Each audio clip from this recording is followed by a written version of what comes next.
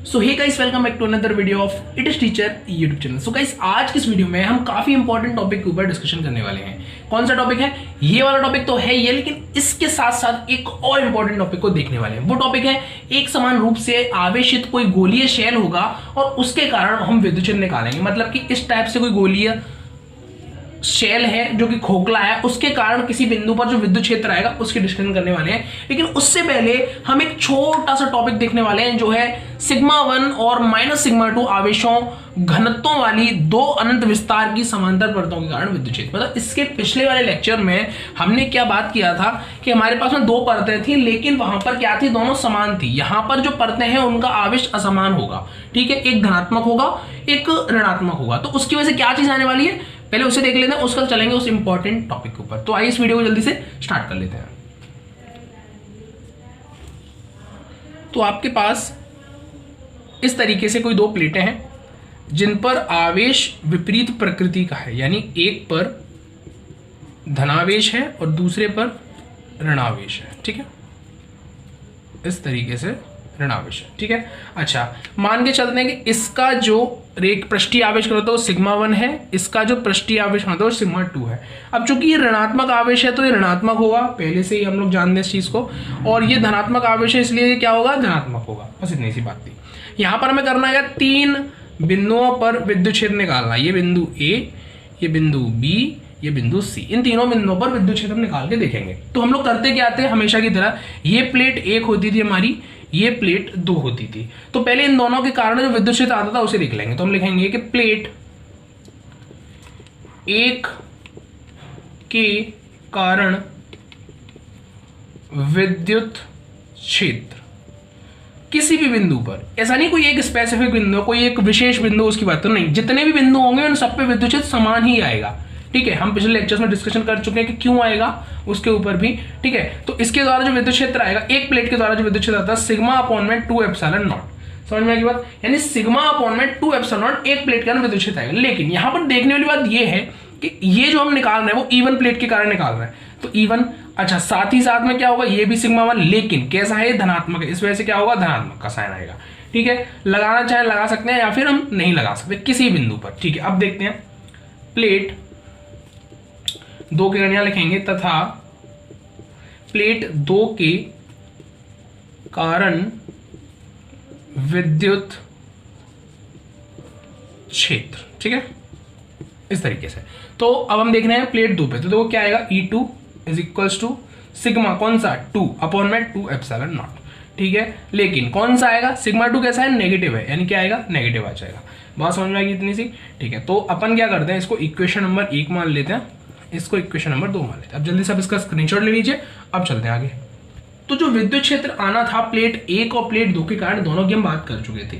लेकिन अब हम क्या करेंगे, अलग अलग तरीके, मतलब तीनों बिंदुओं पर बारी बारी से रखेंगे दोनों प्लेटों के कारण जो विद्युत क्षेत्र था, और उनको कैलकुलेशन करके उनकी गणना करते हुए हम क्या करेंगे, हर एक बिंदु पर जो नेट विद्युत क्षेत्र आएगा, जो कुल विद्युत क्षेत्र आएगा, उसका डिस्कशन करेंगे, ठीक है। तो देखो, तब लिखेंगे, तब बिंदु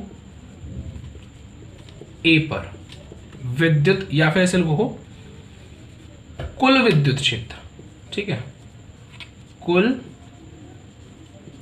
विद्युत क्षेत्र, क्योंकि हम तो कुल विद्युत क्षेत्र की बात करेंगे। तो देखो ई ए, सफिक्स में ए लगा दें, जैसे अगर हम किसी शब्द के नीचे ए लगाए थे, इसका मतलब था सफिक्स में ए, ठीक है। तो सफिक्स में ए क्या आएगा, दोनों प्लेटों को जोड़ देंगे, तो सिंपली क्या होगा, E1 प्लस E2, ठीक है, E1 प्लस E2। तो अब यहां देखो पहले, अच्छा एक चीज और देख लेते पहले, इसकी डायरेक्शन किधर है, क्योंकि देखो अगर E2 नेगेटिव होगा तो प्लस और माइनस का गुणा होकर वो चीज पहले से ही माइनस हो जाएगी आगे चल के, ठीक है। तो ऐसी कोई बात नहीं। अब यहाँ पर बिंदु ए पर पहले हम डायरेक्शन देख लेते हैं, क्योंकि डायरेक्शन यहाँ पे मेन रोल प्ले करती है, ठीक है। तो देखो, अगर पहली प्लेट के कारण विद्युत क्षेत्र देखें तो वो इधर आएगा, सही कह रहा हूं या नहीं, जल्दी बताओ, कमेंट करके बताओ मुझे, कि जो सिग्मा 1 है वो कैसी है, धनावेशित प्लेट है, और धनावेश से विद्युत क्षेत्र हमेशा दूर जाता है, हम बात कर चुके हैं इसके ऊपर भी। तो किधर जाएगा, दूर जाएगा, चलो ठीक है। अब जो सिग्मा 2 प्लेट है उसके कारण किधर आएगा, इधर आएगा, इधर ही तो आएगा। क्यों, क्योंकि ऋणावेश और ऋणावेश के तरफ भागता है विद्युत क्षेत्र, विद्युत क्षेत्र धनावेश से दूर भागता है और ऋणावेश की ओर भागता है। तो ये धनावेशित प्लेट थी, तो इस बिंदु पर इसके कारण जो प्रभाव आएगा वो इधर दिशा में दिखेगा, और ये वाली प्लेट ऋणावेशित है, इस वजह से इस बिंदु पर जो प्रभाव दिखेगा विद्युत क्षेत्र का वो इसकी तरफ दिखाई देगा। समझ रहे हो? ठीक है। अच्छा देखो, इधर जो विद्युत क्षेत्र आ रहा है उसको लिखो E1, इधर जो विद्युत क्षेत्र आ रहा है उसको लिखो E2। समझ के बात को? तो यहाँ पर दोनों की दिशा विपरीत है, तो यहाँ पर ऐसे हम कर सकते हैं कि E2 जो है वो माइनस आएगा। क्यों? देखो अभी हमने E2 की वैल्यू निकाली थी, क्या थी? Minus sigma 2 upon 2 epsilon naught. तो अगर यहाँ पर मैं प्लस लेके चल रहा हूँ, इसकी वैल्यू पुट करूंगा यहाँ पर, तो प्लस इंटू माइनस, माइनस ही हो जाएगा अल्टीमेटली। ठीक है, तो या तो आप इसको पहले से पुट कर दो या आगे से पुट कर दो, ऐसा कुछ नहीं है। ठीक है, तो उसके लिए क्या करते हैं अपन, स्टार्टिंग से लेके चलते हैं। सही है, ताकि कोई कंफ्यूजन क्रिएट ना हो। तो बिंदु ए पर E1 माइनस E2, तो वैल्यू रखेंगे अपन। तो E1 देखो कितना है, सिग्मा 1 अपॉन में 2 epsilon not minus sigma 2 upon में 2 एप्सिलॉन नॉट, क्या आएगा? EA is equal to sigma 1 minus sigma 2 upon में 2 एप्सिलॉन नॉट। ठीक है। अच्छा, अगर हम क्या करें कि माना sigma 1 is equals to sigma 2 बराबर सिग्मा, ये मान लें, तब देखो यहां पर पुट करेंगे तो EA क्या आएगा? पहला जैसा खेल है जो कल किया था हमने, छोटा सा बच्चों का खेल है, इससे कैंसिल आउट हो जाएगा। तो EA की वैल्यू क्या आ जाएगी? 0 आ जाएगी डायरेक्टली। ये कट जाएगा, 0 आएगा। किसी संख्या का आप 0 में भाग देते हैं तो 0 आ जाता है, यानी इस बिंदु पर जो विद्युत क्षेत्र है कितना आएगा? 0 आ गया। चलो ठीक है, अब B की बात करते हैं।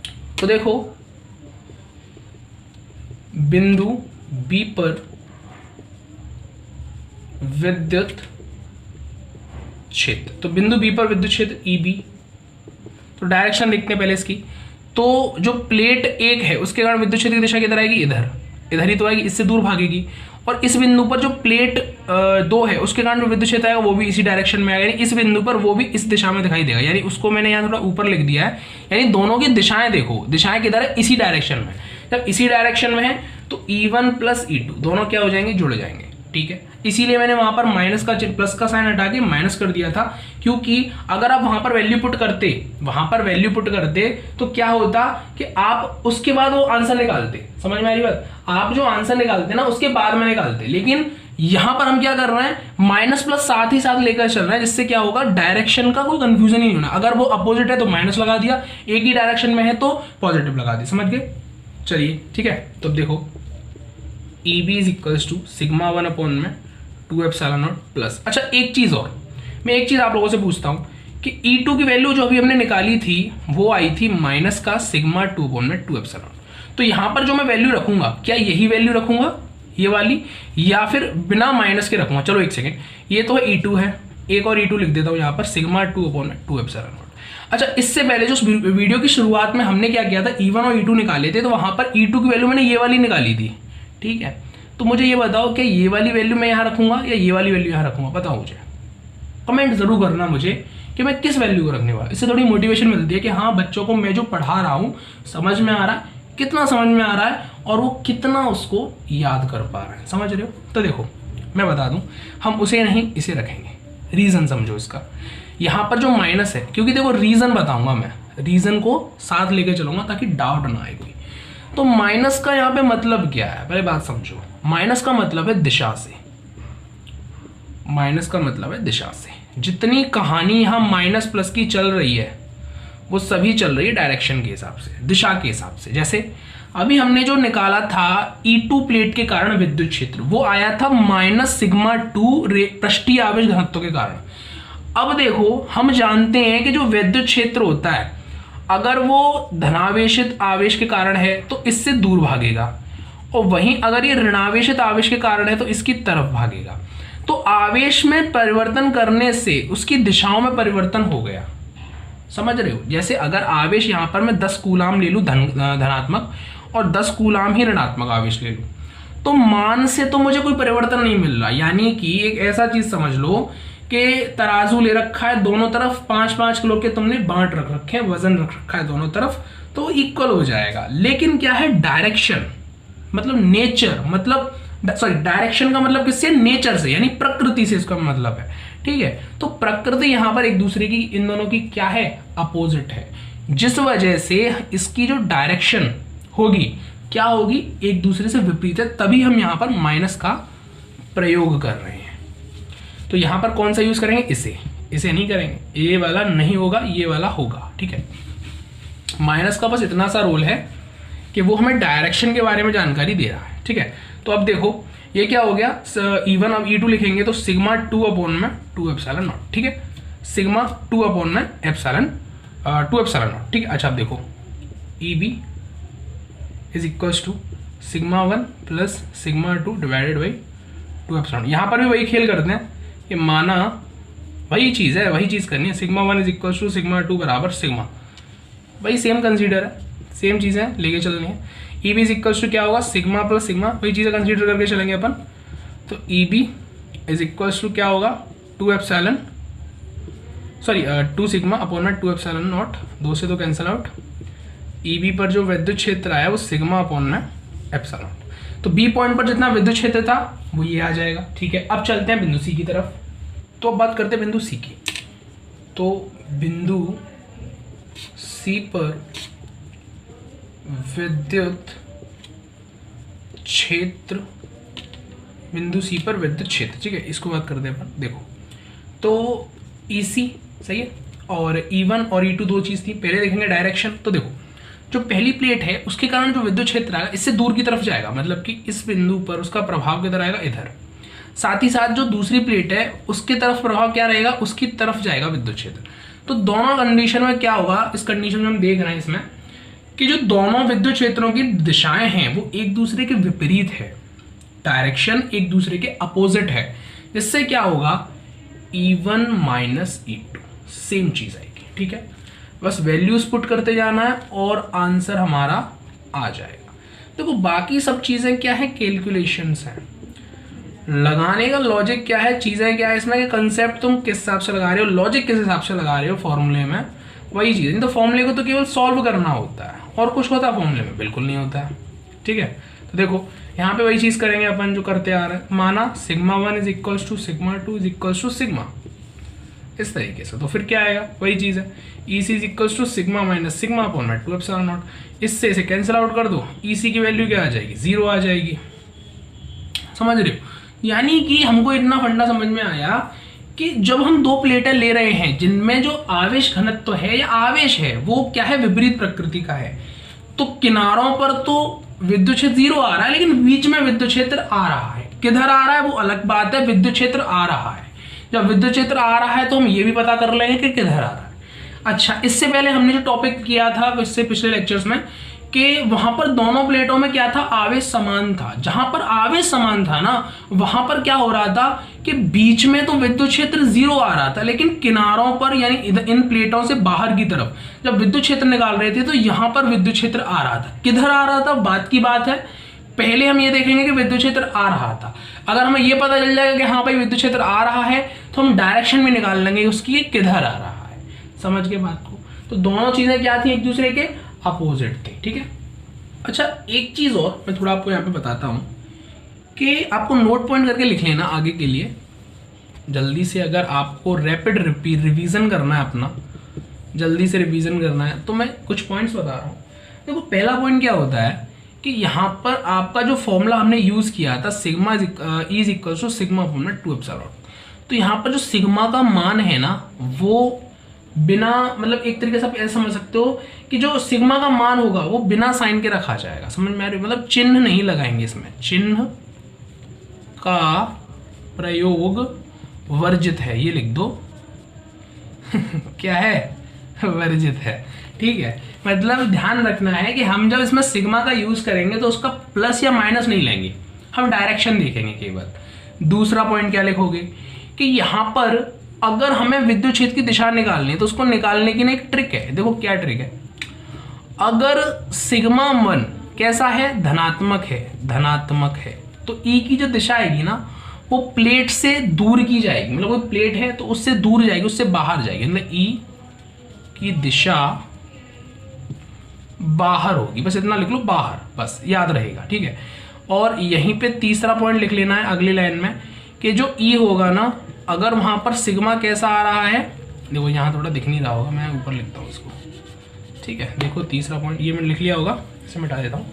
मतलब उल्टा करना है बस इसका कि अगर सिग्मा का जो मान आएगा वो कैसा है, ऋणात्मक है, ऋणात्मक है, ये यहाँ पर धनात्मक था, ठीक है, यहाँ क्या होगा, ऋणात्मक होगा। तो क्या होगा कि जो E है ना वो प्लेट की ओर होगा, प्लेट की ओर, या फिर ऐसे लिख दो कि प्लेट के अंदर की तरफ, उसकी तरफ आने की कोशिश करेगा, उसकी ओर भागेगा। समझ में आ गई बात? प्लेट की जो विद्युत क्षेत्र की दिशा है वो प्लेट की तरफ हो जाएगी।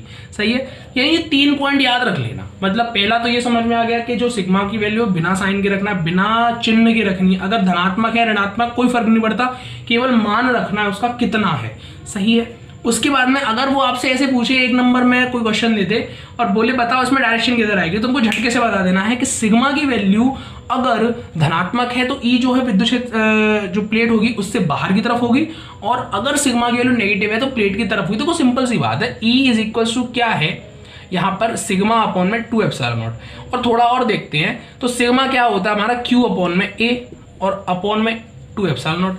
तो एक तरीके से E जो होगा वो Q के समानुपाती है। यहां से देखो फॉर्मूले से कि E जो है डायरेक्टली Q के समानुपाती है, यानी Q का जैसा प्रभाव होगा वही प्रभाव E में उत्पन्न होगा। तो हमें पता है कि E जो है धनात्मक उससे तो दूर जाता है और ऋणात्मक के ओर आता है भैया। तो जब हम उसकी बात कर रहे हैं पृष्ठीय आवेश घनत्व की, पृष्ठीय आवेश घनत्व तो है, तो पृष्ठीय आवेश घनत्व में क्या हो रहा है कि अगर वो धनात्मक है तो उससे दूर भागेगा, ऋणात्मक है तो उसकी ओर भागेगा। सिंपल सी कहानी है, कोई और रॉकेट साइंस लगाने की जरूरत ही नहीं है।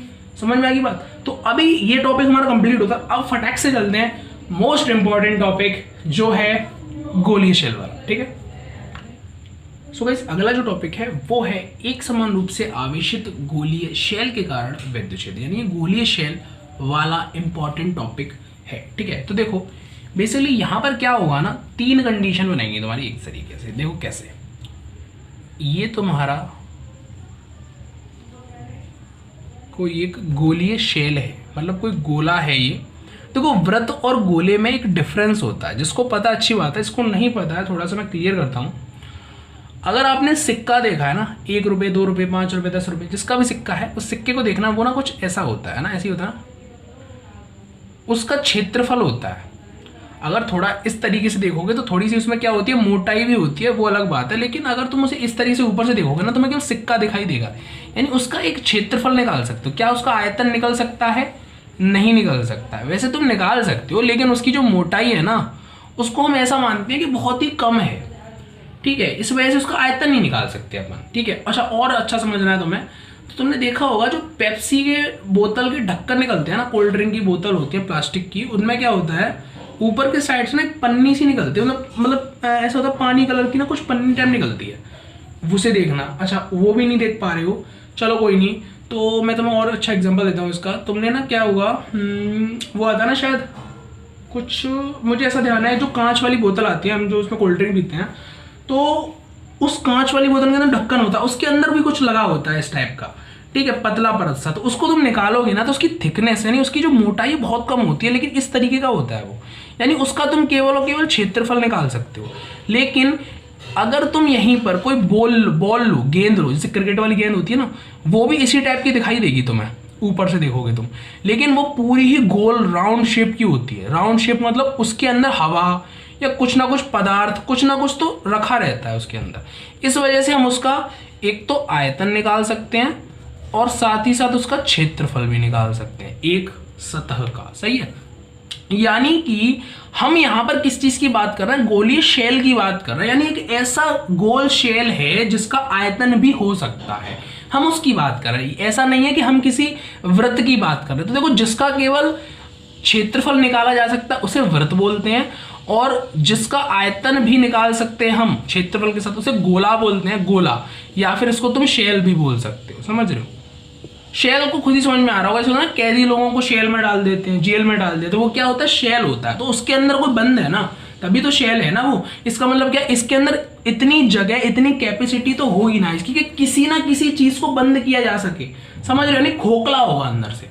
और थोड़ा समझो कि अगर ये चीज खोखली है तो उसका तुम आयतन निकाल सकते हो, इसलिए हम उसको गोला बोलेंगे। लेकिन अगर वो खोखली ही नहीं है, समझ रहे हो, खोखली ही नहीं है, तो उसको तुम क्या निकाल सकते हो, उसका आयतन नहीं निकाल सकते उसका। लेकिन देखो अगर सॉलिड बॉल है, कोई सॉलिड बॉल, तो उसके अंदर उसका आयतन भी होता है। मेरी बात को थोड़ा समझना डीपली, मैं क्या बताना चाह रहा हूं तुम्हें। ऐसा नहीं कि एक एग्जांपल को दूसरे एग्जांपल से मिक्स कर दो। टॉपिक हमारा ये है, लेकिन बेसिक कंसेप्ट भी क्लियर ना बहुत जरूरी है, क्योंकि आगे अगर आप कोई एग्जामिनर आपसे पूछ ले तो आप फंस जाओगे। ऐसा समझो, देखो ये एग्जांपल बहुत अच्छा है कि अगर आपके पास में कोई बॉल है, अगर आप समझ पा रहे हो तो ठीक है, बॉल है, बॉल का आयतन निकाल सकते हो, क्षेत्रफल निकाल सकते हो, लेकिन कोई सिक्का है ना, सिक्का, उसका आप केवल क्षेत्रफल निकाल सकते हो। समझ में आ गई बात? यानी जिसकी मोटाई कम है उसकी केवल क्षेत्रफल निकालोगे, और जिसका मोटाई ज्यादा है तो उसका आप आयतन निकाल सकते हो। और एक और चीज समझ लो, एक डायमेंशंस होती हैं, दिशाएं, उसकी विमाएं होती हैं। अगर विमाएं दो हैं केवल, आप दो विमाओं को कैलकुलेट कर पा रहे हो, गणना कर पा रहे हो, तो उसका क्षेत्रफल निकलेगा। क्या निकलेगा? क्षेत्रफल। और यदि विमाएं कैसी हैं? 3 हैं, तो आप उसका आयतन भी निकाल सकते हो प्लस उसका क्षेत्रफल भी निकाल सकते हो। समझ में आ रही है बात? बस ये चीज फिट कर देना, कहीं पे फिट कर देना, ये चीज तुम्हें 100% चीजें निकल के आ जाएंगी कि जहां विमाएं 2 हैं वो आपका क्षेत्रफल देगा, वो जो आपकी एक आकृति होगी वो आपको देगी क्षेत्रफल, और यदि वहां पर 3 विमाएं हैं तो आपको क्षेत्रफल भी देगी और आयतन भी देगी। ये आप कहीं पे फिट कर सकते हो। ठीक है, कहीं पे भी फिट कर सकते हो। अब लौट के आते हैं अपने टॉपिक पे, ये चीज क्लियर हुई होगी। देखो हमारे पास क्या है, गोलीय शेल है। यार देखो क्या डायग्राम बनाया मेरे, इतना तगड़ा डायग्राम बनाया ना, क्या ही कहूँगा। देखो ये कोई गोलीय शेल है, हमने क्या बोला कि एक गोलीय शेल है हमारे पास में जिसकी त्रिज्या r है, त्रिज्या r है, सही है। गोलीय कोश है जिस पर क्या किया हमने, बाहर से प्लस क्यू आवेश दे दिया, प्लस क्यू आवेश को इस पर दे दिया। हम जानते हैं कि जो गोलीय शेल होता है ना, उसके ऊपर आवेश जो होता है उसकी बाहरी परत पर एक समान रूप से वितरित हो जाता है। यानी इसको अगर हम प्लस क्यू आवेश दे रहे हैं तो वो भी इसकी बाहरी सतह पर एक समान रूप से क्या हो जाएगा, वितरित हो जाएगा, इस तरीके से कुछ। सही है, ठीक है। इसका सेंटर होगा, इसको मान लेते हैं ओ बिंदु नाम मान लेते हैं इसको, ठीक है। अच्छा, तब गोलीय कोश के केंद्र से, इस केंद्र से कुछ दूरी पर हम क्या करते हैं, कोई बिंदु मान लेते हैं, कोई भी बिंदु मान लेते हैं P, सही है। और कितनी दूरी है इसकी, R दूरी है, यानी यहां से लेकर के यहां तक की जो दूरी है वो R है। अब हमको इस बिंदु P पर विद्युत क्षेत्र निकालना है, लेकिन साथ ही साथ एक चीज और देखो, यहां पर 3 कंडीशन निकलेंगी। कैसे निकलेंगे कंडीशन, देखो यहां पर जो हम बात कर रहे हैं वो बिंदु P, हमने देखो इतना बोला है। पहले मैं इसकी हिंदी को यहां लिख देता हूं ताकि कंफ्यूजन ना हो कुछ भी, ठीक है।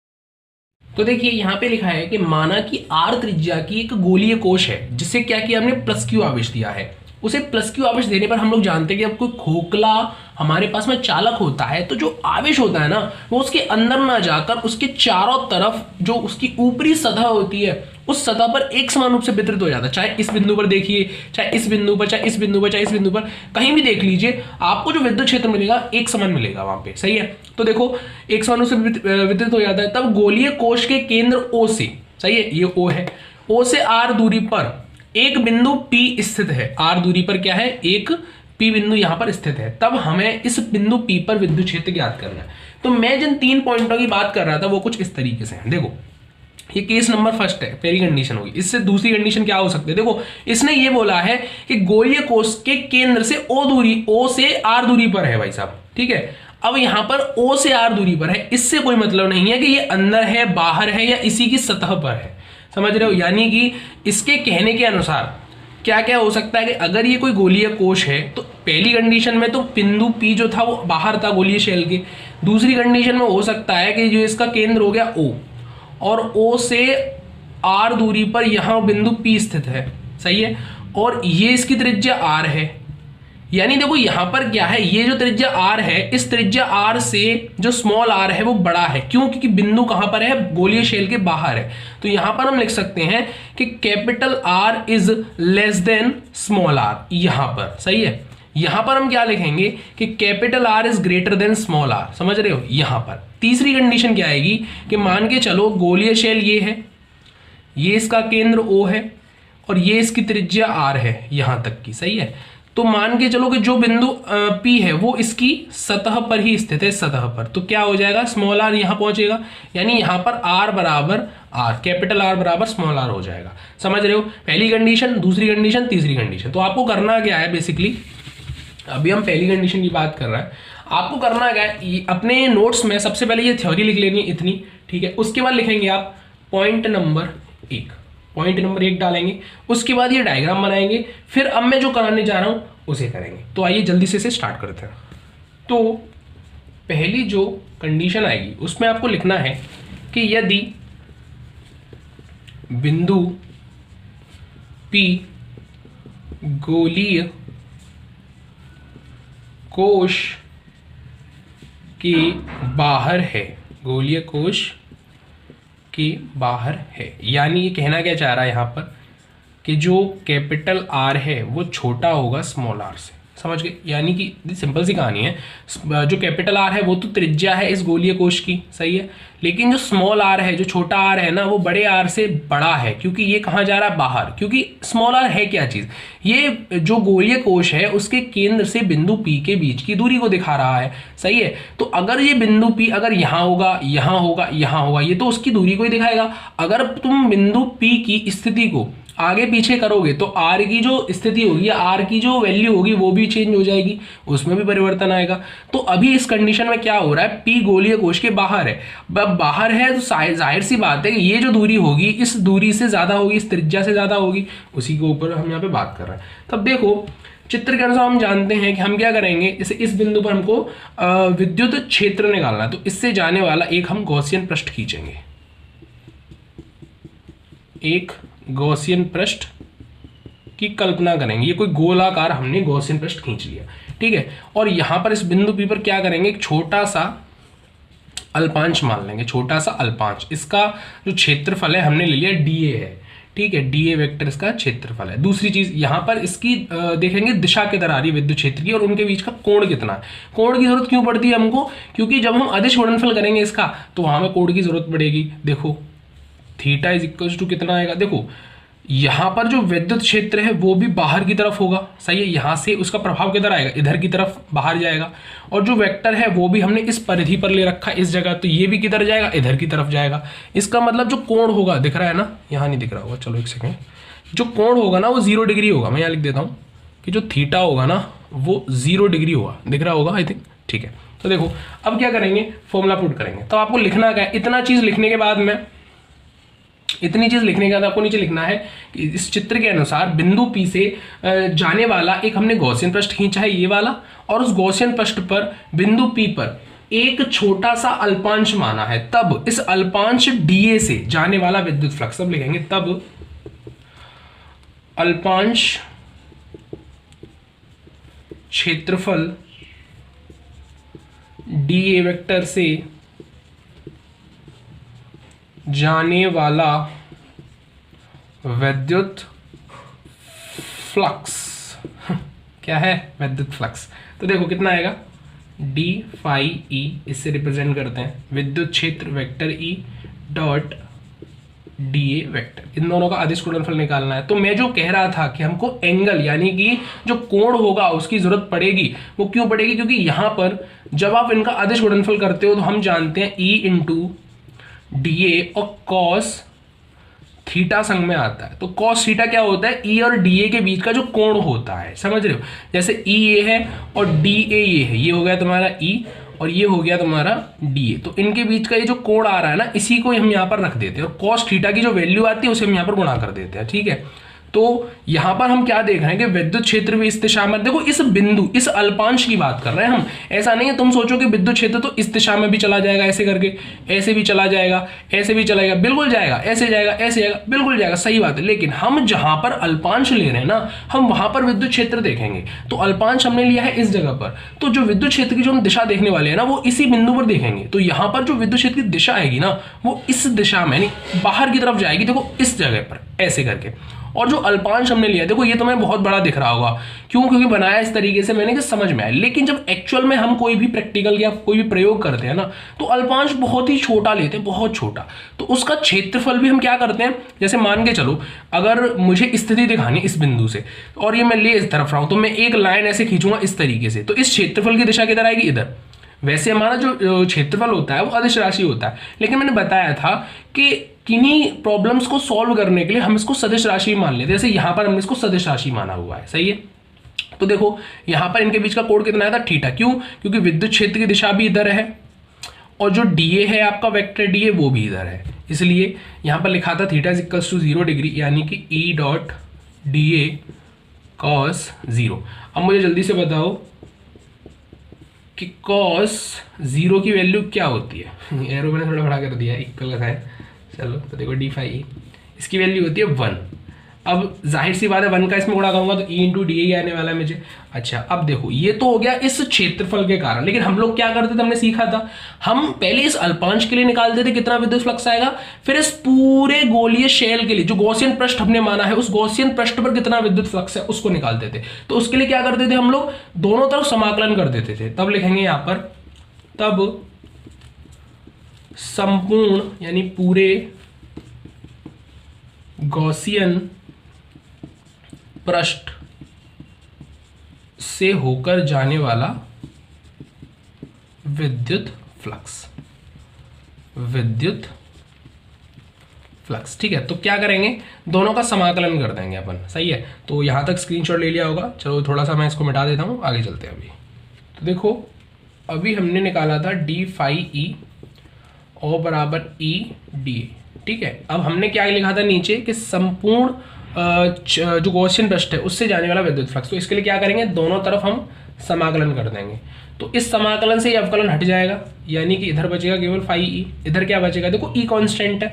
ई कांस्टेंट क्यों होता है ये भी बता चुके हैं, चलो एक बार और बात कर लेते हैं। देखो यार, यहां पर जो ई है ना वो कांस्टेंट है, क्यों? क्योंकि इसका मान निर्भर कर रहा है आवेश पर, और आवेश तो आपने पहले ही बोला है कि प्लस क्यू आवेश हमने इसको दिया है। यानी तुमने अगर कोई किसी चीज के बारे में बात कर दी कि भाई प्लस क्यू आवेश का यहां पर मैं प्रयोग कर रहा हूं, तो इससे संबंधित सभी टर्म क्या हो जाएंगे, कांस्टेंट हो जाएंगे भाई साहब, सही। अब चूंकि विद्युत क्षेत्र क्या होता है, ये भी 1/4 पाई एप्सिलॉन नॉट Q/r², यही आता है आपका लॉट फिर के किसी भी बिंदु पर अगर आप विद्युत क्षेत्र निकालोगे यही फॉर्मूला आपका आता है। तो इस फॉर्मूले में आप देख रहे हो कि ई जो है ना वो समानुपाती है क्यू के, यानी कि अगर आपने क्यू को फिक्स कर दिया, यानी नियत कर दिया, उसका मान नहीं बदल रहे हो आप, तो ई का जो मान होगा वो भी नहीं बदलेगा, वो भी फिक्स हो जाएगा, वो भी नियत हो जाएगा। समझ में आएगी बात? अर्थात चलो अब आगे चलते हैं। अर्थात अब क्या होगा, इसका हमें समाकलन निकालना है। तो अब समाकलन हम किस चीज का कर रहे हैं, डीए का। तो अब देखो, ये जो गोलीय गॉसियन पृष्ठ हमने माना था, ये गोला है, क्या है, गोला है। तो गोले पर जितने इस तरीके के अवयव होंगे उन सभी को जोड़ने से हमको क्या मिलेगा, उसका क्षेत्रफल ही तो मिलेगा। तो उस क्षेत्रफल को हम यहां पर लिख देंगे, यानी इंटीग्रेशन डीए का क्या आएगा क्षेत्रफल, देखो 4 पाई r²। अब यहां पर इसकी त्रिज्या कौन सी है, कैपिटल आर नहीं लेना है, हम बात कर रहे हैं इस वाले की, बाहर वाले की, और इसकी त्रिज्या क्या हो जाएगी, जितनी इसके बीच की दूरी है स्मॉल आर, तो क्या होगा स्मॉल r²। आज समझ में आ गई? इस तरीके से आपका पहले तो आ गया ये चीज, इसको इक्वेशन नंबर हम 1 मानेंगे, सही है। अब ब्रैकेट में ऐसे दर्शा सकते हो यहां पर, चूंकि गोले का संपूर्ण पृष्ठ कितना होगा, 4 पाई r², सही है। यानी इससे पता चल गया कि इनको पता है, कि बच्चे को पता है कि इंटीग्रेशन डीए का जो आंसर आ रहा है ये आ रहा है, इस तरीके से उसने पुट किया है। तो एग्जामिनर पर अच्छा इफेक्ट पड़ता है, जिससे आपके मार्क्स बढ़ने के चांसेस अच्छे रहते हैं, ठीक है। तो ये तो हो गया इक्वेशन नंबर 1। तो अभी हमने जो निकाला नॉर्मल फॉर्मूले से निकाला था, अब हम यूज करेंगे गॉस की प्रमेय का। तो गॉस की प्रमेय, अब देखो मैं क्या बोलता हूं, हम कोई भी जब प्रमेय कोई भी फॉर्मूला लगाते हैं तो उसमें किन्हीं चीजों का यूज करते हैं। जैसे कि गॉस की प्रमेय में हम क्या करते थे, गॉस की प्रमेय होती थी phi is equals to Q/ε0। तो यहां पर हमको कुल आवेश की आवश्यकता होती थी, तो इसलिए हम क्या करेंगे, पहले यहां से कुल आवेश निकालेंगे, समझ लो, पहले कुल आवेश निकालेंगे तो क्या लिखेंगे, तब गॉस की प्रमेय से, गॉस की प्रमेय से, या ऐसे लिखो, गॉस की प्रमेय के लिए, गॉस की प्रमेय के लिए गॉसियन पृष्ठ पर उपस्थित कुल आवेश, ठीक है, गॉसियन पृष्ठ पर उपस्थित कुल आवेश कितना है, देखो तो टोटल आवेश की बात करेंगे हम, कुल आवेश कितना, क्यू ही तो है भाई, हमने क्यू आवेश इसको दिया था और कुल जो क्यू आवेश है वही यहाँ पर उपस्थित है। ऐसा तो है नहीं कि प्लस क्यू आवेश देने का, कुछ और आवेश भी हमने दिया था, बस जो प्लस क्यू आवेश है वो बराबर बराबर भागों में बट गया है इस पूरी परिधि पर, इसके पूरे भाग पर, जो बाहरी सतह है उस पर, यानी कि कुल आवेश कितना होगा, क्यू होगा। ये क्यू ही क्या है, तुम्हारा कुल आवेश है, सही है, कुल आवेश है। अच्छा तुम एक काम करो, ऐसे समझ नहीं आ रहा तो ऐसे लिख लो यार, एक ही बात है, ठीक है, ऐसे कुल आवेश तो ये हो गया, तब लिखेंगे तब गॉस की प्रमेय से, तो गॉस की प्रमेय से क्या होगा, यहां तक नोट कर लिया होगा, जल्दी से इसको मैं मिटा के आगे बात करते हैं।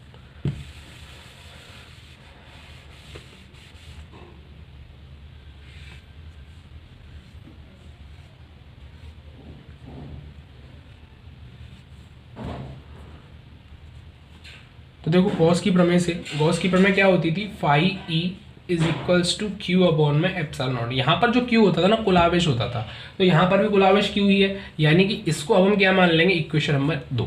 तो इससे पहले हमने इक्वेशन नंबर 1 निकाली थी, जिसमें भी हमको फाई ई की वैल्यू मिली थी, equation number 1।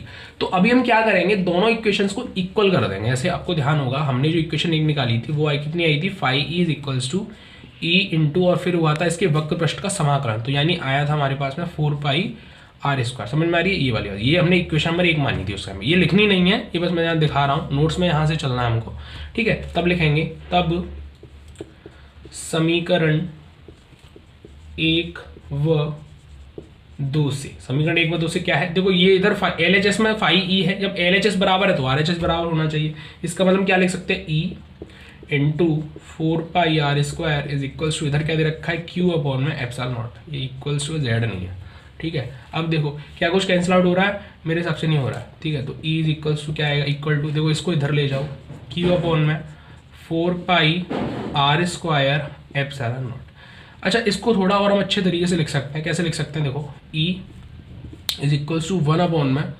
4 pi epsilon not, 4 pi epsilon एक जगह लग दिया, इंटू क्यू अपॉन में आर स्क्वायर। ये फॉर्मूला को जाना बजाना लग रहा होगा, ज़रूर लग रहा होगा, क्योंकि हमने शुरुआत में लेक्चर्स की जब स्टार्टिंग करी थी तो हमने निकाला था कि किसी बिंदु पर एक आवेश के द्वारा जो विद्युत क्षेत्र निकलेगा कितना निकलेगा, तो वो इतना ही आया था। तो यहीं पर भी तो वही चीज़ है भाई, किसी बिंदु पर ही तो विद्युत क्षेत्र निकाल रहे हो, तो कितना आएगा, उतना ही आएगा। तो अभी हमको जो विद्युत क्षेत्र के लिए फॉर्मूला आया था वो आया था 1 अपॉन में 4 pi epsilon not Q upon में आर स्क्वायर, चाहिए।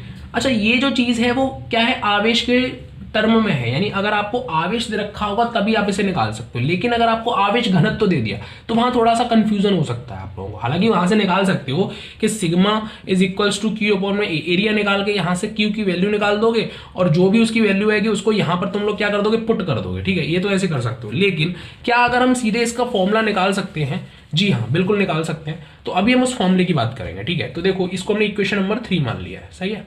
अब देखो क्या करेंगे, यहाँ पर हम लिखेंगे कि तब पृष्ठीय आवेश घनत्व, पृष्ठीय आवेश घनत्व सिग्मा हो तो, ठीक है, यहां तब ना लिख के यदि लिखो, थोड़ा अच्छा प्रोनाउंस करेगा। आप क्या लिख रहे हो वो भी थोड़ा देख लिया करो, मतलब इतना नहीं इम्पैक्ट करता लेकिन अच्छा लगता है, ठीक है ना। जिस तरीके से आप अच्छे से हिंदी लिखते हो वो काफ़ी बढ़िया रहता है, मतलब इस तरीके से, सही है। तो देखो ई बराबर 1 अपॉन में 4 pi epsilon not Q upon में आर स्क्वायर। अब यहाँ पर हमको पृष्ठीय आवेश दे रखा है सिग्मा, सिग्मा हो तो पृष्ठीय आवेश में सिग्मा क्या होता है, क्यू अपॉन में ए। अच्छा अब यहाँ पर एक चीज बताओ, एरिया क्या होगा, एरिया कौन सा होगा, देखो ये था हमारा गोलीय शेल जिसको हमने प्लस क्यू आवेश दे रखा था इस तरीके से, सही है। और यहाँ केंद्र ओ से क्या था, आर दूरी पर एक बिंदु पी उपस्थित था, जिससे हमने क्या किया था, गॉसियन पृष्ठ खींचा था इस तरीके से। तो भाई बात बताओ, आवेश तो हमने इस अंदर वाले गोलीय कोश को तो दिया था, अंदर वाले गोलीय कोश को, यानी कि जो पृष्ठीय आवेश घनत्व उत्पन्न होगा वो भी इस अंदर वाले जो गोलीय शेल है उस पर उत्पन्न होगा। तो वहां पर हम जो क्षेत्रफल लेंगे वो भी तो इस गोलीय शेल का ही लेंगे ना, बाहर वाले का थोड़ी लेंगे, इसका लेंगे। अच्छा, इसकी त्रिज्या क्या थी? कैपिटल आर थी, सही है। तो यहां से अगर आप क्यू का मान निकालोगे तो सिग्मा इंटू ए, साथ ही साथ में अगर यहाँ पर एरिया का मान रख दोगे तो sigma into 4 pi capital R square. भाई इसका निकालना है हमें संपूर्ण पृष्ठ यानी क्षेत्रफल, तो कितना आएगा? 4 पाई कैपिटल आर स्क्वायर। अब इस क्यू के मान को समीकरण 3 में लिख देंगे, तब लिखेंगे क्यू का मान समीकरण 3 में रखने पर, जब समीकरण 3 में इसका मान रख दोगे तो ई इक्वल्स टू क्या आएगा? 1/4 पाई एप्सिलॉन नॉट इंटू, अब देखो क्यू कितना है? Sigma into 4 pi R capital R square upon में स्मॉल आर स्क्वायर। तो देखो 4 पाई से 4 पाई कैंसिल आउट, यानी यहाँ से अब तुम्हें क्या मिलेगा? कैपिटल ई जो विद्युत क्षेत्र है सिग्मा इंटू क्या बचा? कैपिटल आर स्क्वायर, ये कैपिटल आर स्क्वायर है, कैपिटल स्क्वायर यहाँ हो गया, बचेगा स्मॉल आर स्क्वायर, और नीचे क्या है पे एप्सिलॉन नॉट, तो epsilon naught into small R square. तो देखो sigma into capital R square, epsilon naught और small R square, epsilon naught और आर स्क्वायर, सही है। ये माइनस नहीं है, इनटू का साइन है, ठीक है। अब देखो ये फॉर्मूला निकल के आया गया हमारा किस टर्म में? आवेश घनत्व के टर्म में। यहाँ पर देखो क्वेश्चन कैसे आएगा, अगर मान के चलो क्वेश्चन कैसे दे सकता है आपको कि जो गोलीय कोश है उस गोलीय कोश के बारे में बता देगा कि गोलीय दिया गया गोलीय कोश ये है, उसका जो पृष्ठीय आवेश घनत्व है वो इतना है और उसकी त्रिज्या इतनी है, और इसके मध्य बिंदु ओ से, गोलीय कोश के मध्य बिंदु ओ से या गोलीय कोश से इतनी दूरी पर जो भी इसका मान हुआ, इतनी दूरी पर बिंदु P स्थित है, तो इस बिंदु पर जो विद्युत क्षेत्र को वो निकालो। तो ये फॉर्मूला रख देना। देखो दो चीजें ध्यान रखनी है, अगर तुमसे क्वेश्चन में ऐसे दिखाई दे जाए कि भाई क्या पूछ दे रहा है मेरे को, ये पृष्ठीय आवेश घनत्व दे रहा है, तो आपका दिमाग आना चाहिए इस जगह, और वो आपको दे कि आवेश दे रहा है तो आपका दिमाग आना चाहिए इस जगह। लेकिन मैं एक चीज और बता दूं, फॉर्मूले दोनों हैं, जो याद कर सकते हैं अच्छी बात है, लेकिन वो लोग जो याद नहीं कर सकते, देखो एक चीज ध्यान रखो, आपको फॉर्मूला बस यही याद रखना है, इसे याद रखने की जरूरत नहीं है। अगर आपको फॉर्मूले याद रखने में दिक्कत हो रही है, इसको मत याद रखो, मैं क्या बोल रहा हूँ, इसे याद करो, इससे आपका ये क्वेश्चन हो जाएगा। कैसे होगा? देखो बस इस कंसेप्ट को ध्यान रखना, क्या कि जो अगर आपको क्वेश्चन में वो क्या दे, पृष्ठीय आवेश घनत्व दे दे, सिग्मा दे दे, तो सिग्मा क्या होता है? क्यू अपॉन में ए। यहां से तुम क्यू की वैल्यू नहीं निकाल सकते जिस तरीके से ये मैंने निकाली है, इस तरीके से। आपको केवल ये पता होना चाहिए कि इसका क्षेत्रफल कितना होता है, 4 पाई स्क्वायर। आपका बेसिक क्लियर है, तो आप कर जाओगे। कैसे कर जाओगे भैया? एरिया जो होता है उसे रख दो, वहां से क्यू का मान निकल गया, उस क्यू के मान को डायरेक्ट इस फॉर्मूले में पुट कर दो, सही है। या फिर तुम्हें नहीं इसी फॉर्मूले के थ्रू करना है, तो इस फॉर्मूले को याद रखो केवल, और ये याद रखो कि जो गोलीय शेल है और इसमें क्यू बराबर क्यू अपॉन में ए, इसका जो एरिया है उसे रख देना, और अपने आप से तुम ये फॉर्मूला ड्राइव कर सकते हो। और ड्राइव करने का जो क्या है, अच्छा ड्राइव ऐसे नहीं करना है पूरे क्वेश्चन में ड्राइव करके दिखा रहे हो, ऐसे नहीं, अपने दिमाग में थोड़ा सा रफ पेपर लेके, पीछे जो रफ कॉपी होती है उसमें एक पेज होता है, उस पर कर सकते हो, बाद में लिख देना, रफ कार्य करके लिख देना उसको, ठीक है। उसके बाद तुम इसमें सॉल्व कर देना और दिखा देना इस तरीके से वैल्यू पुट करके। तो अगर ये याद करने में दिक्कत हो रही है, इसे याद कर लो, इससे तुम इस फॉर्मूले को बना सकते हो, या फिर डायरेक्टली क्यू का मान निकाल लो, क्यू का मान इसमें रख दो, बस क्वेश्चन सॉल्व। समझ में आ गई बात? तो ये तो हो गया हमारा पहला बिंदु। अब चलते हैं दूसरे पॉइंट की तरफ। सो अब हम बात करते हैं दूसरी कंडीशन के ऊपर। दूसरी कंडीशन में क्या होगा, हमने जो गोलीय शेल माना था जिस पर हमने प्लस क्यू आवेश को वितरण किया था, वो कुछ इस प्रकार था। तो पहली कंडीशन में तो जो बिंदु P था वो इस गोलीय कोश से दूर था, यानी बाहर की तरफ था।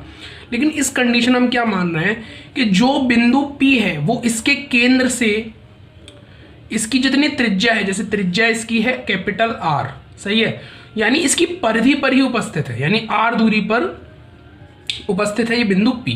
यानी यहां पर हमें क्या पता चल रहा है कि capital R is equals to small r। मतलब अगर हम उस बिंदु को इस गोलीय शेल की परिधि पर ही मान लें तो उसकी जो केंद्र से दूरी होगी उसकी त्रिज्या के बराबर ही होगी, यानी capital R is equals to R हो जाएगा यहां पर सिंपली, ठीक है। अच्छा अब देखो आगे करना है यहाँ पे, तो अभी हमने फॉर्मूले निकाले थे, ठीक है। तो हमको जो फॉर्मूला आया था इक्वेशन नंबर 3, ध्यान कीजिए, वो आया था E is equals to 1/4 pi epsilon not Q upon में आर स्क्वायर। ये था स्मॉल आर स्क्वायर, जिसमें जब हमने ड्राइव किया था उस टाइम पे जो बिंदु P था वो इस जगह पर उपस्थित था, और उसकी जो दूरी थी स्मॉल r वो यहां से लेके यहां तक की थी।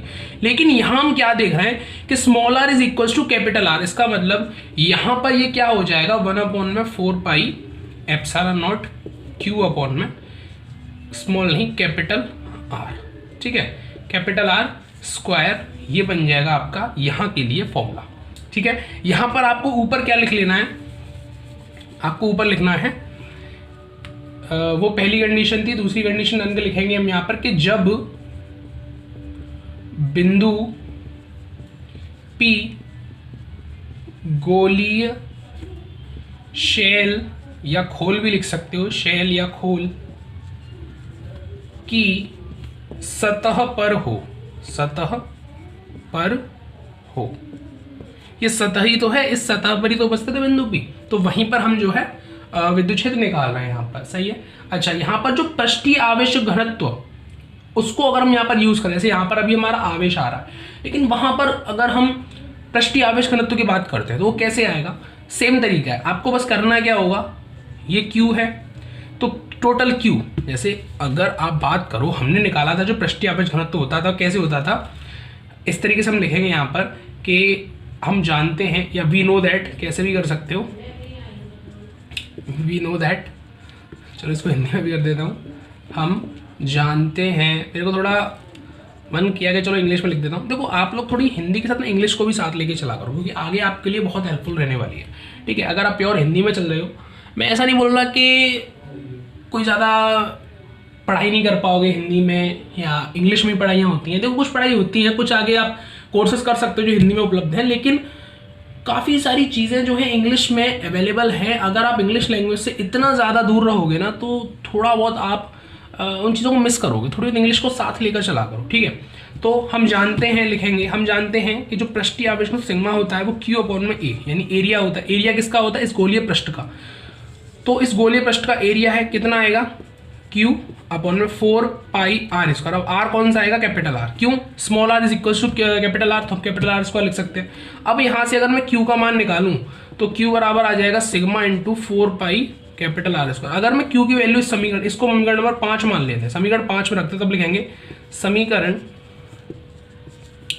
5 से, समीकरण 5 से क्या आ जाएगा, E is equals to 1/4πε0 Q की जगह पर क्या आएगा, sigma into 4π capital R² upon में R²। देखो R² से R² कैंसिल आउट, 4π से 4π कैंसिल आउट, यानी जो E आया वो कितना आएगा, यहाँ बचेगा सिग्मा अपॉन में ε0।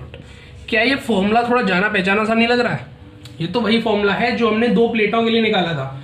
ध्यान होगा, एक मोटी सी चादर मोटी शीट थी या दो समांतर प्लेटें थी, वहां पर जो हमारा फॉर्मूला आया था विद्युत क्षेत्र का, ये वही फॉर्मूला था, है कि नहीं, फॉर्मूला वही है। इसका मतलब कि ये वहां से आप रिलेट कर सकते हो, मतलब आप इसको इस तरीके से याद भी कर सकते हो, क्योंकि देखो काफी सारे फॉर्मूले क्या है ना, वो लगभग एक जैसे हैं, थोड़ा सा डिफरेंस होता है। जैसे एक था हमारा E is equal to sigma upon 2ε0, वो किसके कारण था, वो भी आपकी जो एक समतल शीट थी उसके कारण विद्युत क्षेत्र था। तो इस तरीके से फॉर्मूले जो है ना वो काफी हद तक एक दूसरे से मिलते हैं, मिलाव खाते हैं, तो आपको याद करने में कोई दिक्कत नहीं होगी। आप थोड़ा सा अगर एक दूसरे से रिलेट करोगे ना तो याद कर सकते हो इजीली उनको। सही है, तो देखो ये हमारा दूसरी कंडीशन हो जाती है। अब चलते हैं तीसरी कंडीशन की ओर। तो देखो तीसरा जो कंडीशन होगा उसमें क्या होगा कि जब बिंदु P हमारा गोलीय शेल के अंदर है, तो किस तरीके से, अगर हमारे पास में इस तरीके से गोलीय शेल है, हमने इसको +Q आवेश दिया और +Q आवेश जो है इसकी सतह पर एक समान रूप से वितरित हो गया। वही चीज़ है, वही कंसेप्ट है जो अभी हम बोलते आ रहे हैं इतनी देर से। ठीक है, और ये इसका केंद्र हो गया O। अब मान के चलो, देखो इसकी त्रिज्या कितनी है, कैपिटल R है। सही है। अच्छा, अब हम क्या मान के चल रहे हैं कि यहाँ पर कोई बिंदु P उपस्थित है, तो इस बिंदु P की कुछ दूरी भी होगी, हमने माना स्मॉल r है, तो इस बिंदु पर हमको क्या निकालना पड़ेगा, विद्युत क्षेत्र निकालना है। तो हम क्या करेंगे, इसके लिए इससे जाने वाला एक गॉसियन पृष्ठ खींचेंगे, कल्पना करेंगे उस गॉसियन पृष्ठ की। ठीक है, अब इस गॉसियन पृष्ठ की कल्पना करेंगे तो देखो सबसे पहले कंडीशन में क्या करेंगे, तब हम लिखेंगे इस बिंदु पर एक अल्पांश मान लेंगे, कोई भी एक अल्पांश मान लेंगे, तब इस अल्पांश से होकर जाने वाला विद्युत क्षेत्र निकालेंगे। तब लिखेंगे, आपको लिखना क्या है कि चित्र के अनुसार इस बिंदु P से जाने वाले एक r स्मॉल r त्रिज्या के गॉसियन पृष्ठ की हमने कल्पना की, तब जो dA क्षेत्रफल हमने इस गॉसियन पृष्ठ के बिंदु P पर माना है उससे जाने वाला विद्युत फ्लक्स, तो लिखेंगे P से जाने वाला, या इस तरीके से लिखो और अच्छे तरीके से लिख सकते हैं। एक काम करता हूं मैं, पहले यहां पर इसकी हिंदी जो लिखी यानी उसको लिख देता हूं। ठीक है, चित्र के अनुसार P से जाने वाले एक गॉसियन पृष्ठ की कल्पना की तब P पर एक अल्पांश क्षेत्रफल dA लिया, तब dA क्षेत्रफल से जाने वाला विद्युत फ्लक्स। तो देखिए हमने क्या लिखा यहाँ पर कि चित्र के अनुसार बिंदु P, इस P बिंदु से होकर जाने वाला एक गॉसियन पृष्ठ की कल्पना की, तब P पर एक अल्पांश क्षेत्रफल dA लिया। हमने क्या किया, ये एक छोटा सा अल्पांश मान लिया यहाँ पे dA, इसका नाम रख दिया dA। अब इस dA क्षेत्रफल से होकर जाने वाला एक विद्युत फ्लक्स निकालेंगे। तो देखो कितना आएगा, जब dA क्षेत्रफल छोटा है तो जो उससे विद्युत फ्लक्स निकलेगा वो भी छोटा होगा, यानी d phi is equal to क्या होगा, विद्युत क्षेत्र E और उसका अदिश गुणनफल होगा dA के साथ में। तो देखो क्या मिलेगा हमको, E into dA cos theta. तो यहाँ पर थीटा कितना आएगा, थीटा भी 0 डिग्री आएगा। क्यों, देखो विद्युत क्षेत्र अगर तुम इस बिंदु पर इस तरीके से आगे बढ़ाओ इसको, तो इस दिशा में विद्युत क्षेत्र E आएगा, इस दिशा में, ठीक है। और देखो मैं क्या बोल रहा हूं, इस दिशा में जो विद्युत क्षेत्र आएगा वो इस डायरेक्शन में आएगा। मैं ये नहीं कह रहा कि इस बिंदु पर विद्युत क्षेत्र कितना आएगा, बातों को समझना मैं क्या बोल रहा हूं। इस बिंदु पर विद्युत क्षेत्र आएगा नहीं आएगा, मैं अभी उसके बारे में कुछ नहीं बोल रहा, वो मैं आगे बताऊंगा, ठीक है। वो हम जब डेरिवेशन करेंगे ना, जो फाइनली हमको फॉर्मूला मिलेगा तब हमको पता चलेगा। लेकिन मैं बात कर रहा हूं कि इस डायरेक्शन में, इस दिशा में, इस दिशा का मतलब इस डायरेक्शन में आगे बढ़ते बढ़ते तुम जाओगे तो विद्युत क्षेत्र इस दिशा में होगा, और अल्पांश क्षेत्रफल भी हमने इस दिशा में ही लिया है। तो जब दोनों चीजें इसी दिशा में, तो थीटा कितना हो जाएगा, 0 डिग्री। बस, तो इसकी वैल्यू आप पुट कर दोगे तो d फाई E, जब यहाँ पर देखो कर ही देता हूँ मैं, चलो E dot dA cos 0 degree, तो क्या आएगा, d फाई E बराबर E dA, सही है। कॉस 0 की वैल्यू 1 होती है, इसीलिए E dA हो जाएगा। चलो, तो इतनी कहानी नोट कर ली होगी। अब देखो जब हमारे पास में ये जो क्षेत्रफल आया है वो इस अल्पांश के कारण आया है। अब हमको निकालना है इस पूरे गॉसियन पृष्ठ, यानी ये जो अंदर गॉसियन पृष्ठ खींचा है इसके द्वारा कितना विद्युत फ्लक्स आएगा, तो उसकी बात करेंगे। तो यहाँ तक नोट कर लिया होगा।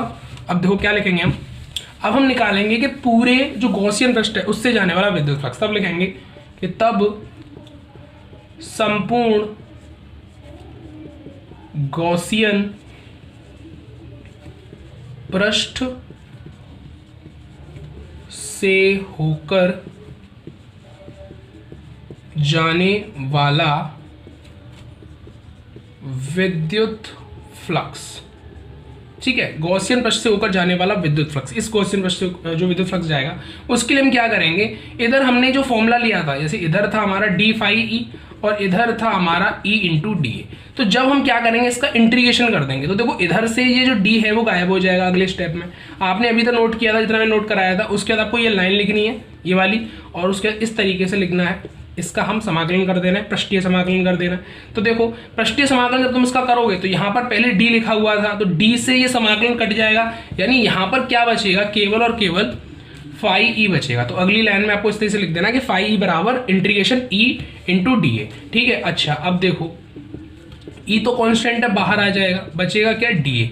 अब डी ए क्या है, इस क्षेत्रफल की बात हो रही है। अगर मैं इस क्षेत्रफल को इस पूरे जो अंदर गॉसियन पृष्ठ माना है उस पर जोड़ दूंगा तो उसका वक्र पृष्ठ प्राप्त हो जाएगा मुझे, यानी कि इंटीग्रेशन डी ए जो है वो कितना आएगा, 4 पाई, और आर कौन सा आएगा, स्मॉल आर, ये वाला स्मॉल आर स्क्वायर आ जाएगा, सही है। अभी तो हम इक्वेशन 5 की बात कर चुके थे, अभी इक्वेशन नंबर 6 मान लेते हैं इसको, ठीक है। अच्छा तो देखो ये जो इक्वेशन हमको मिली है, ये मिली है नॉर्मल फ्लक्स के कंसेप्ट से मिली है, गॉस की प्रमेय का उपयोग नहीं करा, लेकिन हम जानते हैं गॉस की प्रमेय का उपयोग करना पड़ेगा हमें। तब यहां तक लिखने के बाद अब आपको यहां से ऊपर क्या लिखना है इसके बाद में, कि तब गॉसियन पृष्ठ के अंदर कुल आवेश। अब जरा यहां कमाल देखो, गॉसियन पृष्ठ के अंदर कुल आवेश। अब यहां पर थोड़ा कमाल देखो कि गॉसियन के पृष्ठ के अंदर कितना आवेश है। तो देखो यार मुझे बताओ गॉसियन पृष्ठ के अंदर कितना आवेश है, गॉसियन पृष्ठ कौन सा है, ये वाला, इसके अंदर कितना आवेश, जल्दी से बताओ, टोटल आवेश कितना है, बोलो जल्दी बोलो, जल्दी जल्दी जल्दी जल्दी बोलो। क्या क्या बोला? बिल्कुल सही। कितना आएगा? 0 आएगा। क्यों? चलो ये भी बताया था, अगर किन्हीं बच्चों को ये नहीं पता कि 0 क्यों आएगा। देखो मैंने क्या बताया था, कोई भी गोलीय शेल है या चालक है तो आप उसको जब आवेश दोगे ना तो उसके बाहरी सतह पर एक समान रूप से वितरित हो जाता है, एक समान रूप से अंदर नहीं जाता है, अंदर कोई भी आवेश प्रवेश नहीं करता है। जब अंदर कोई आवेश नहीं है तो आवेश, कुल आवेश कितना हो जाएगा? 0। तब देखो, तब क्या लिखेंगे? तब